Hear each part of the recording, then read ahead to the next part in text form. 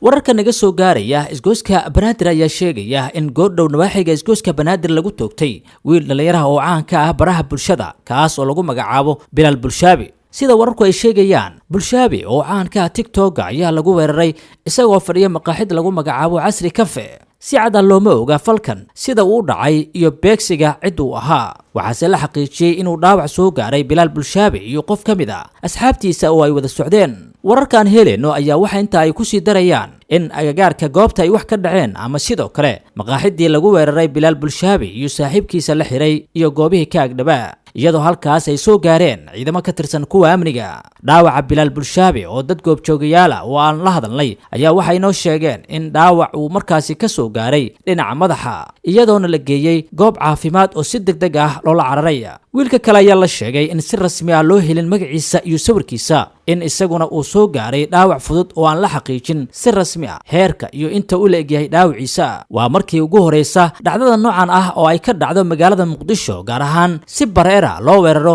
dhalinyaro caan ka ah baraha bulshada, gaar ahaan barta TikTok. lamana yaqaano si rasmi ah weerarkan iyo cidda ka dambeysa.